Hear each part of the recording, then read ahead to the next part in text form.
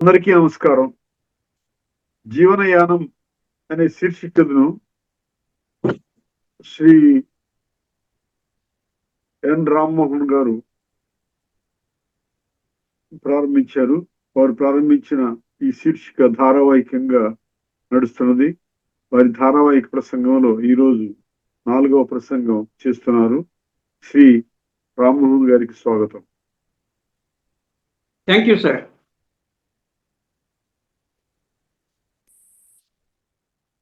Welcome to one and all viewers of this program. So only repetition కాకుండా, but anyway today is the 4th day. జీవనయానము, మానవ జీవనయానము తెలుగులో, human life journey ఇంగ్లీష్లో. So నేను English Telugu రెండు చెప్తున్నప్పుడు నేను సాధారణంగా భాషకి సంబంధించింది అంటే మనిషికి చాలా ఇంపార్టెంట్ విషయాల్లో కమ్యూనికేషన్ అండ్ లాంగ్వేజ్ స్కిల్ అనేది చాలా ఇంపార్టెంట్. మనము లైఫ్ ఈజ్ టైమ్ అని అన్నాం మనము ఫస్ట్ సెషన్లోనే. And across time we work. How do we work? We relate with the other person or with a object and then we work. అలా మాట్లాడుతున్నప్పుడు we need to communicate. వస్తువులతోని అంటే కమ్యూనికేషన్లో రెండు, verbal communication, non verbal communication అనేసి. Non verbal అంటే మనం body language అంటాము. ఫేషియల్ ఎక్స్ప్రెషన్స్తోనే మనం కొంత కమ్యూనికేట్ చేస్తాం. అదర్వైజ్ మాటల్లో, వర్బల్ అంటే మాటల్లో కమ్యూనికేట్ చేస్తాము. మాటల్లో కమ్యూనికేట్ చేసేటప్పుడు మనం ఏ సందర్భాన్ని దృష్టిలో పెట్టుకునేసి ఎంత మాట్లాడనో అంత తక్కువ కాకుండా ఎక్కువ కాకుండా కరెక్ట్గా కొలిచి చేయలేకపోయినా కూడా ఒక 5-10% అటు ఇటుగా we should maintain that time, space, energy, matter. అది వేరే సంగతి, మనం స్టెమ్ అంటాము. సో అల్టిమేట్గా ప్రపంచంలో విషయాలు ఉన్నాయన్నీ కూడా ఈ స్టెమ్లో కుదింపబడ్డాయి.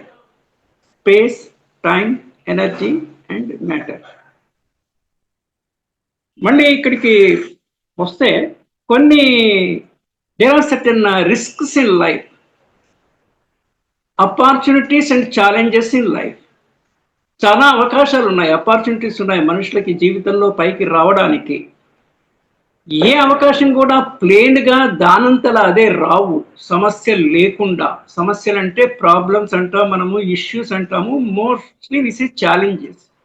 So opportunities and challenges go together in life. ఛాలెంజెస్ను ఫేస్ చేస్తూనే ఆపర్చునిటీస్ని కైవసం చేసుకొని మనిషికి పైకి వెళ్ళడమే జీవితం యొక్క ఒక రకమైనటువంటి a common goal for all people. కొండల్లో డిఫరెంట్ హైట్స్లో శిఖరాలు ఉంటాయి. అలాగే మనుషుల జీవితాల్లో కూడా అందరూ హయ్యెస్ట్ పీక్కి వెళ్ళలేరు.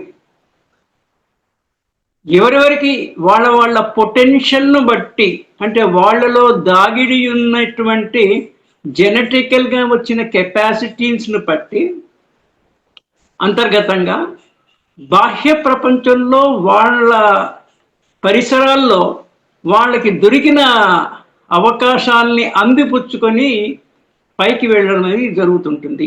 This is one thing. Opportunities and challenges in life. We have to face the challenges and make use of the opportunities that come across in our life. అదృష్టం అనే పదం వాడుతుంటాం మనము. అదృష్టము తలుపు తట్టినప్పుడు, ఇవి కూడా ప్రహతంగా చెప్తుంటాం మనం తలుపు వేసుకొని ఉండకూడదు, తలుపు తెరిచి ఉండాలి. నెంబర్ 1. మనము తలుపు మూసి కానీ ఒక అవకాశాన్ని ఛేదించుకోకపోతే మళ్ళీ రెండవసారి ఇంకొక అవకాశం రావచ్చు, కానీ అదే అవకాశము రాదు. ఇది జీవితంలో ఎవరి లైఫ్ ఎక్స్పీరియన్స్లో గమనించుకుంటూ తెలుస్తుంటుంది. నేను 1950s బార్న్, నేను 53లో బార్న్ అయ్యాను.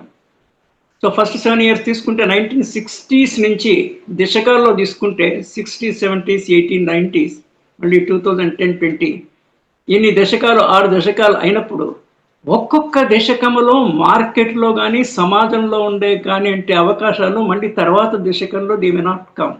వచ్చిన అవకాశాలు ఒక్కొక్కసారి ఒక 10 ఇయర్స్ 20 ఇయర్స్ ఉంటాయి. ఆ తర్వాత వేరే అవకాశం రూపంలో వస్తుంటాయి. ఇవన్నీ మనకి జనరల్గా కొంచెం పరికించి చూస్తే అర్థమవుతుంటాయి.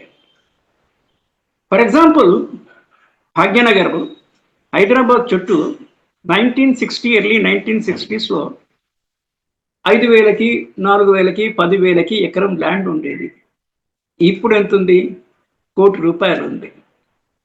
అంటే ఇన్ఫ్లేషన్లో డబ్బు విలువ పైపోయినప్పటికీ కూడా అప్పట్లో కొంచెం దృష్టి పెట్టుకుని నుంచి ఎకరం కాకపోతే ఒక కార్యక్రమం ఒక 1000 గజాలు తీసుకున్న వాళ్ళు they have become crorepatis these days. తర్వాత కాలంలో ఈ ఇంటర్మీడియట్ ఎడ్యుకేషన్ వచ్చిన తర్వాత పాత రోజుల్లో మనకి హెచ్ఎస్సి పియూసి అనేది ఉండేది. హయ్యర్ సెకండరీ స్కూల్ 11వ తరగతి, pre university course and degrees. అది పోయిన తర్వాత నేను చదివే రోజుల్లో మల్టీపర్పస్ అని డైరెక్ట్గా 12వ తరగతిలోనే బోర్డ్ ఎగ్జామినేషన్ 10th లేకుండేది. 10, 11, 12th board examination multipurpose scheme అనేది ఉండేది. Then came the intermediate 30 years నుంచి. నౌ దిస్ ఈజ్ 30-40 years నుంచి దిస్ ఇంటర్మీడియట్ ఈజ్ గోయింగ్. ఈ కొత్తగా ఈ ఇంటర్మీడియట్ జూనియర్ కాలేజీలు వచ్చినప్పుడు చాలామంది జూనియర్ లెక్చరర్స్ అప్పట్లో జూనియర్ లెక్చరర్స్ శాలరీస్ బ్యాంకుల్లో గుమాస్తా శాలరీస్ కన్నా తక్కువ ఉండే. I'm talking about 1970s. నేను 1975లో చేరాను ఇండియన్ బ్యాంక్లో. జూనియర్ లెక్చరర్ జాబ్ వదిలిపెట్టుకునేసి they have join the bank. ఇప్పుడు ఎలా ఉంది పరిస్థితి? ఏ టీచర్, మీరు యూనివర్సిటీ ప్రొఫెసర్స్ అవన్నీ వదిలేసేయండి, జూనియర్ లెక్చర్ కూడా వదిలేసేయండి. A teacher is joining a better pension then a bank employee. అంటే కాలం ఎప్పుడూ ఒక తీరుగా ఉండదు, కాలం మారుతుంటుంది. సో కాలాన్ని గమనించడము, కాలం మారుతుంటుంది అంటే ఫిజికల్ లెవెల్లో కాలం మారదు. ఫిజికల్ లెవెల్లో కాలం మారేది సీజన్స్ ప్రకారంగా, వర్షాకాలము, ఎండాకాలము, చలికాలము, ఆ రకంగా తప్ప మిగిలిన మార్పు ఎలా వస్తుందంటే మార్కెట్లో సొసైటీలో కొంతమంది చేంజ్ బ్రింగర్స్ అని ఉంటారు. అంటే వాళ్ళు మార్పును తీసుకొస్తారు. వాళ్ళు అదే పనిగా పనిచేసి కష్టపడి పనిచేసి మార్గదర్శకంగా నిలబడి వాళ్ళు కొన్ని సాధించి ఒక బాట వేసి ఇతరులని ఆ బాట గుండా నడవడానికి వీలుగా ఆ బాట వేసి పెడతారు. మిగిలిన వాళ్ళు ఆ వేసిన బాటలో పయనిస్తుంటారు. అంటే ముందు వేసిన వాళ్ళు లీడర్స్, తర్వాత ఈ ఫాలో అయిన వాళ్ళు what we say they are the followers, leaders and followers. Junior కాలేజీగా లెక్చరర్గా ఉంటున్న వాళ్ళు కూడా కొంతమంది ఎవరికైతే ఎంటర్ప్రీనర్షిప్ స్కిల్ వంట బట్టి ఉంటుందో, జెనెటికల్గా కానీ అక్వైర్డ్గా కానీ, మనకి ఏవైనా కూడా 2 రకాలుగా ఉంటాయి. స్వతహాగా స్వతసిద్ధంగా కొన్ని గుణగణాలు లోపల ఉంటాయి. రెండవది సమాజంలో ఉన్నది చూసి గమనించి అబ్జర్వ్ చేసింది దాన్ని కైవసం చేసుకోవడము. ఈ రెండిటి యొక్క మేలు కలయికతోనే మనిషి యొక్క ఓవరాల్ పర్సనాలిటీ అనేది సెట్ అయి ఉంటుంది. జూనియర్ లెక్చరర్గా ఉంటూనే జూనియర్ సొంతగా కాలేజీలు, ఫర్ ఎగ్జాంపుల్ వేరియస్ చాలా ఎడ్యుకేషన్ ఇన్స్టిట్యూషన్స్ వాళ్ళు సొంతగా పెట్టుకున్నారు. Even to the level of private universities level వరకు పెట్టుకోగలిగారు. అంటే వాళ్ళు జూనియర్ లెక్చరర్గా పనిచేయడమే కాకుండా స్వతసిద్ధంగా ఉన్న ఎంటర్ప్రైనర్ షిప్ అనేది లోపల ఉండి they have gone to that level. Then మనకి 3 ఉన్నాయి ఒక రకంగా ఆలోచిస్తే. ఒకటి సొసైటీ, సమాజంలో మీరు నేను ప్రతి ఒక్కళ్ళు ఉంటారు. అట్టడుగు నుంచి పై మెట్టు వరకు అందరు వ్యక్తులు కూడా సమాజంలో ఉంటారు. That is S. రెండవది మార్కెట్. మార్కెట్ అంటే మనము విపణి అంటాము హిందీలో, బజారు, మార్కెట్. మూడవది మళ్ళీ ఎస్తోనే స్టేట్. స్టేట్ అంటే గవర్నమెంట్. సో నేను షార్ట్గా ఎస్ఎంఎస్ అంటాం, మనకు మొబైల్లో ఎస్ఎంఎస్ వస్తుంటాయి కదా, దాన్ని నేను తీసుకునేసి society, market and state. State అంటే గవర్నమెంట్. మనము democratic form of government what we are following in India and most of the countries also it is a democratic form of government. డెమోక్రసీకి అబ్రహం లింకన్ గారి నిర్వచనం ఒకటి ప్రాతంగా చెప్తుంటారు.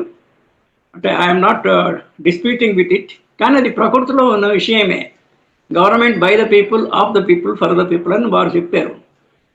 వారు చెప్తే చెప్పి ఉండొచ్చు కాక, కానీ అదర్వైజ్ వారు చెప్పినా చెప్పకపోయినా జరిగేది అదే. ప్రజల కొరకు, ప్రజల చేత ఇవే జరుగుతుంటాయి కదా. మంచి జరిగినా చెడు జరిగినా కూడా, ఏది జరిగినా కూడా డెమోక్రటిక్ ఫామ్లోనే జరుగుతుంటుంది. పాత రోజుల్లో చక్రవర్తి రాజులు వంశపారంపర్యంగా వచ్చేటి ఉండేవి. ఈవెన్ దేవస్థానాల్లో కూడా వంశపారంపర్యంగా పూజారులు, ఇవన్నీ all those concepts are there. Now అదంతా పోయి we have only two things, either election or selection. Government is elected by the people and certain post people are selected by a process of selection. So election and selection, this is one pair of words I normally use.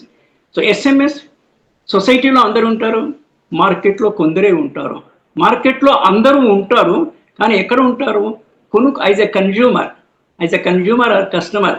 అంటే everyday మనకి దైనందిన జీవితంలో కావలసినటువంటి సరుకులు, వస్తువులు కొనడానికి, అంటే అవి కొనంది జీవించడానికి వీలు లేని పరిస్థితుల్లో అవి కొనాల్చడానికి మాత్రం మట్టుకు everybody of the society or as a buyer or a consumer or customers, they are the participants in the market. వీళ్ళే 90% పైన ఉంటారు. మరి హై ఎండ్ ఎవరు? ప్రొడ్యూస్ చేసేవాళ్ళు, డిస్ట్రిబ్యూట్ చేసి దాన్ని అమ్మేవాళ్ళు, బల్క్లో, రిటైల్లో. These people are the traders, trading community. వీళ్ళు వచ్చేసి చాలా తక్కువ మంది ఉంటారు. They are only 10% in the market. మనము ఈ కన్జ్యూమర్, అఫ్ కోర్స్ ఆ 10% వాళ్ళు కూడా కొనుక్కోవాలి నిత్యావసర వస్తువులు, అది వేరే విషయం. But they do a sort of production as well as trading చేస్తుంటారు. అందరూ ఆ దిశకి పోలేరు.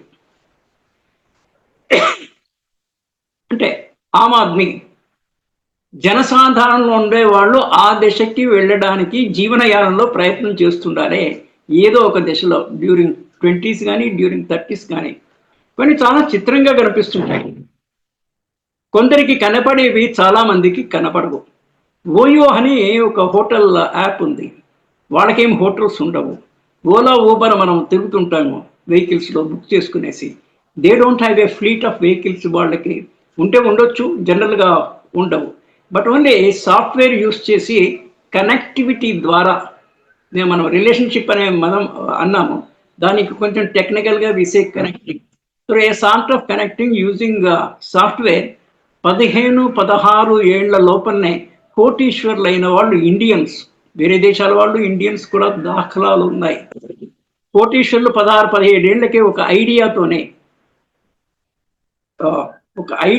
They were able to make such a huge money.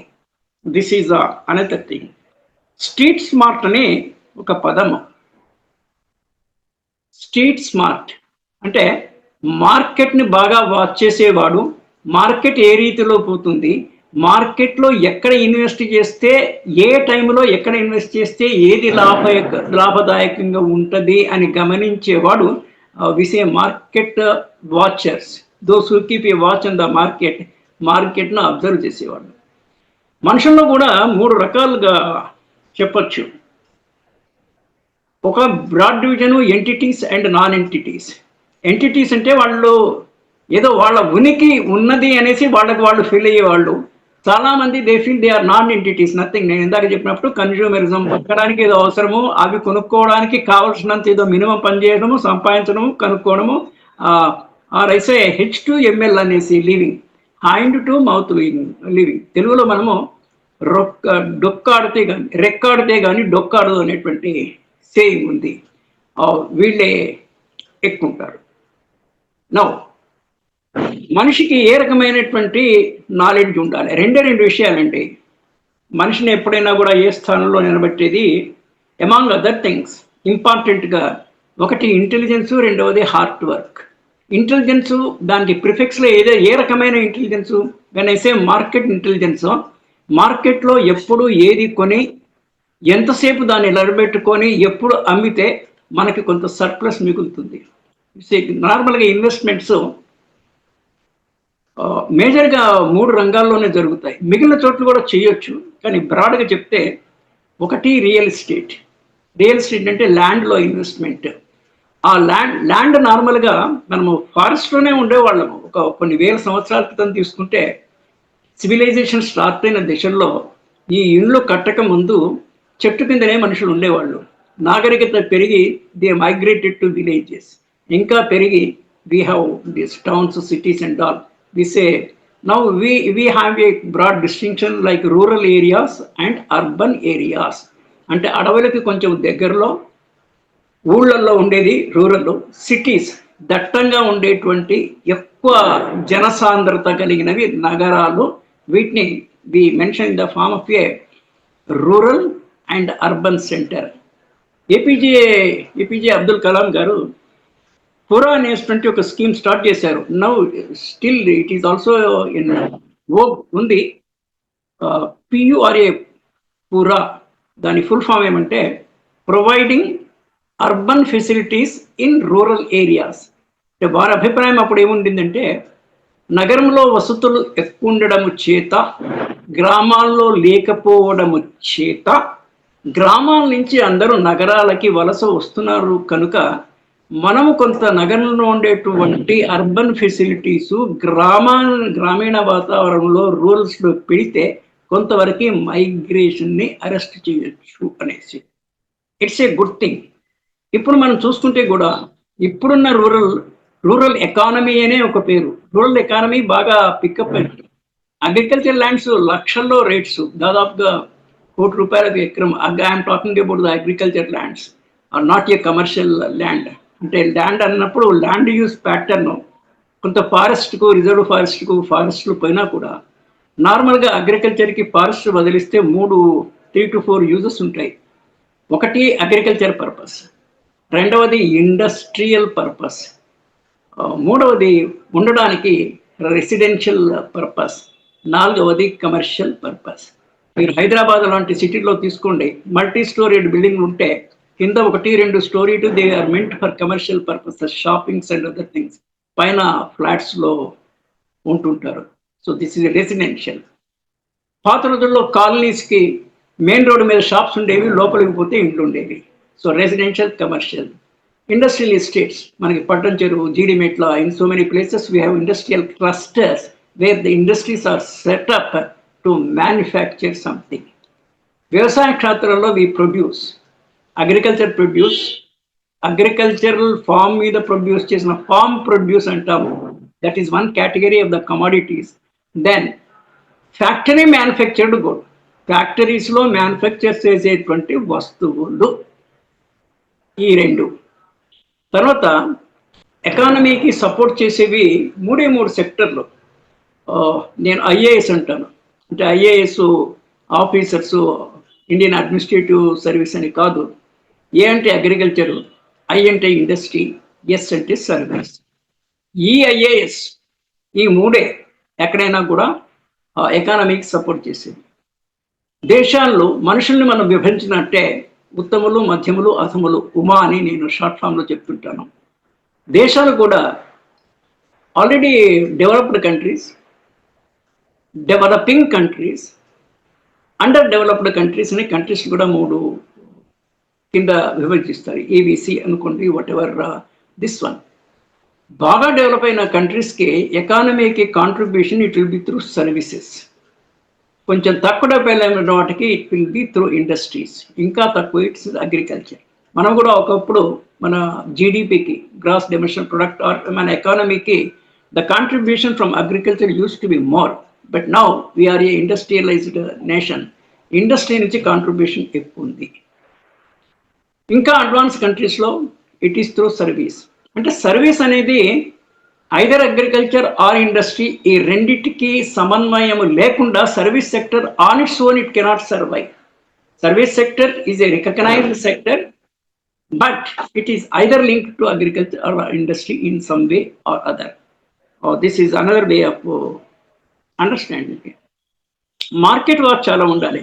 Investment 3 చోట్ల చేస్తామని అన్నాను కదా ఇందాక. I was talking about the land part of it. Land అంటే it includes the flats also. ఇప్పుడు 30, 40, 50 స్టోరీ బిల్డింగ్స్ జరుగుతూ ఉంటాయి.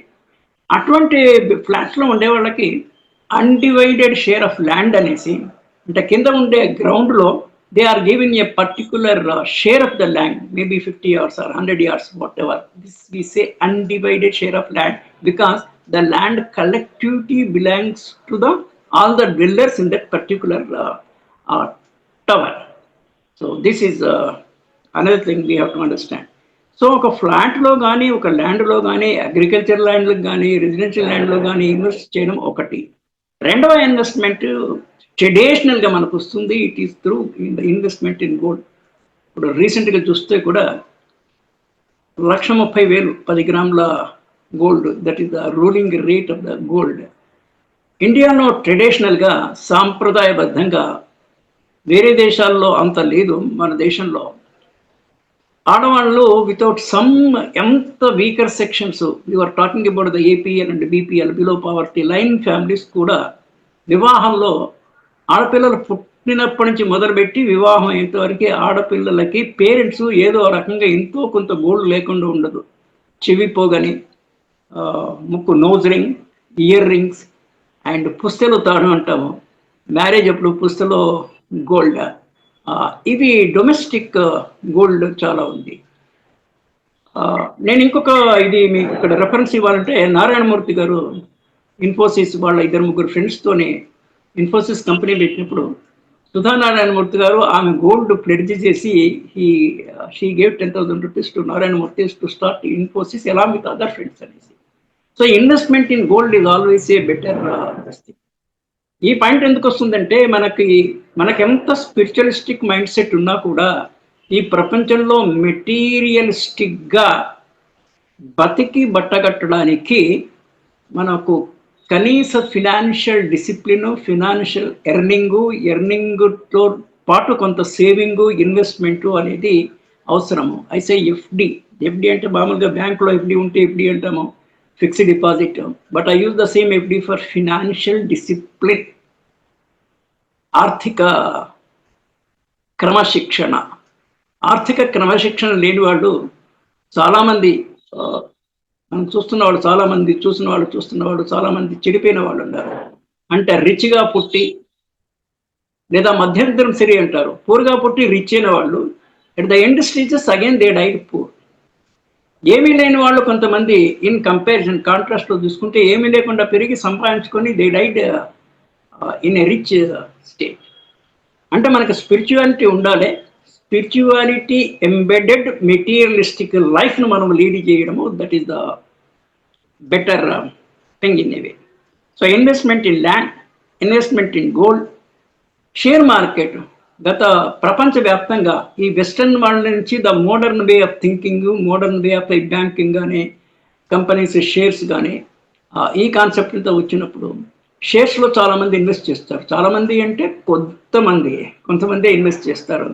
So investment in land, gold and shares.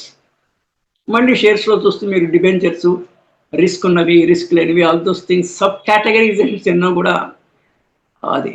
మరి ఇన్వెస్ట్ చేయాలంటే డబ్బులు ఉండాలి కదా. డబ్బులు ఉండాలంటే you have to earn the money. To earn the money you have to watch the market perfectly. ఎక్కడ ఏ పని చేస్తే ఏ పనికి ఎక్కువ salary ఉందని. I was quoting the example of the bank salaries in 1970s, which were more than that teachers salaries that time. ఇప్పుడు current trend లో for the last 20 years software employees are paid more compared to any other job. అంటే job వైజ్గా చూసుకుంటే street స్మార్ట్గా ఉండేవాళ్ళు, అంగుటా job అంటాము, అంటే sufficient knowledge లేకపోయినా కూడా స్ట్రీట్ స్మార్ట్నెస్ ఉండడం చేత వాళ్ళు కూడా కోటీశ్వరులు ఉన్నారు. తక్కువ ఉన్నా కూడా they are also such numbers. అంటే దే ఆర్ మార్కెట్ ఇంటెలిజెన్స్ ఎక్కువ ఉంది. సో మనిషికి రెండు ఇందాక చెప్తా ఉంటుంది, ఐ డివియేటెడ్ ఉండే. One is intelligence, other is hard work. కృషి బలత్వము. కృషి అంటే అగ్రికల్చర్, హిందీలో కృషి అంటే అగ్రికల్చర్, మన తెలుగులో కూడా కృషి అంటే వ్యవసాయం చేయడం అంటే కష్టపడము. వ్యవసాయాత్మకత బుద్ధి ఉండాలి. ఔద్యోగికత అంటే ఎంటర్ప్రైనర్షిప్ ఉండాలి. కష్టపడి తత్వం ఉండేవాడికి there is no looking back. వాళ్ళు జీవితంలో ఎప్పుడు దేనికి విచారపడే పరిస్థితికి రాడు. మనీ మేక్స్ మెనీ థింగ్స్ అని ఇంకొకటి ఆంగ్లంలో ఒక చిన్న ఇది, కొన్ని మనకి కనీసంలో ఉండాలి, కొన్ని అత్యధికంగా ఉండాలి. అంటే అత్యల్పము కొన్ని చాలు, అత్యధికం కొన్ని చాలు. అల్టిమేట్గా అత్యల్పమైన కానీ అత్యధికమైన కాబట్టి దే షుడ్ బి ఆప్టిమం, కావలసినంత ఉండాలి. ఫర్ ఎగ్జాంపుల్ నాలెడ్జ్, ఎడ్యుకేషన్, అది ఎంత ఉన్నా మంచిదే, అత్యధికము. ఐ థింక్ ఒక మునీశ్వరుడు, I'm not able to get his mind, ఆయన బ్రహ్మను గురించి తపస్సు చేస్తూ he was always praying for extension of life. దేనికి అంటే ఇంకా నాలెడ్జ్ ఉంది నాది, ఇంకా మొదలది ఏది ఒక నేను ఒక శిక్షకు రాలేదు, ఇంకా బోర్డు నాలెడ్జ్ ఉందంటే అప్పుడు బ్రహ్మ టెల్స్ దాట్ జ్ఞానం అనంతమైంది, నీవు ఎన్ని జన్మలు ఎత్తినా కూడా you cannot have the total knowledge in this one అనేసి ఏదో ఆయన సమాధానం చెప్పే ఇంకా ఈ సాధించమని చెప్తారు. That is one thing. So why I'm quoting that అంటే జ్ఞానం అనంతము. మన ఒక లైఫ్ టైంలో కూడా మనకున్న నాలెడ్జ్ నుంచి we cannot swallow it, we cannot imbibe it.